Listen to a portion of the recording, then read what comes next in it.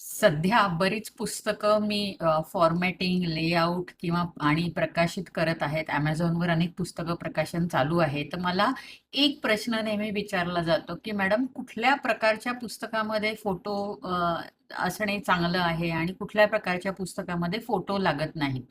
तर त्याचं उत्तर म्हटलं सगळ्यांनाच द्यावं. तर सगळ्यात पहिलं जे पुस्तक आहे ज्याच्यामध्ये फोटो चांगले वाटतात किंवा असले पाहिजे ते म्हणजे आत्मचरित्र किंवा चरित्र. म्हणजे त्या व्यक्तीशी संबंधित काही फोटो असतील, फॅमिली फोटो किंवा तो ज्या ठिकाणी काम करायचा, राहायचा तिकडचे कुठले फोटो असतील तर ते शेवटी पाहायला छान वाटतात. ते पुस्तकाच्या शेवटी एकाखाली एक लावले तरी चालतात. दुसरं पुस्तक आहे ते म्हणजे प्रवास वर्णन. ओके, प्रवास वर्णनाच्या पुस्तकामध्ये तुमचे फोटो असतील तर ते चांगले वाटतात. त्याच्यानंतर आहे माहितीपर पुस्तकं. म्हणजे सपोज तुम्ही काही शेतीविषयक लिहिताय किंवा एखादा डॉक्टर आरोग्यविषयक लिहिलं, त्याच्या संबंधित काही चार्ट, फोटो असतील तर तुम्ही त्याच्यामध्ये टाकवू शकता. आणखीन एक प्रसिद्ध म्हणजे रेसिपी बुक्स. त्याच्यामध्ये फोटो तर आवश्यक असतातच.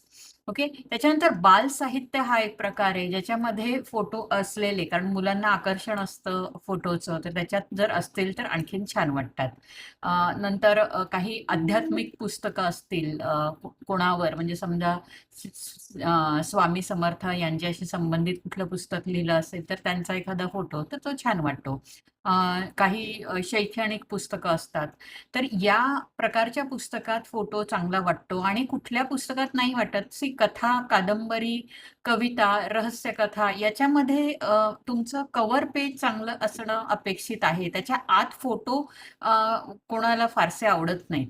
तर आय होप हा व्हिडिओ तुम्हाला उपयोगी पडला असेल. तर आवडल्यास जरूर शेअर करा, लाईक करा, मराठी लेखकांपर्यंत पोहोचवा. धन्यवाद.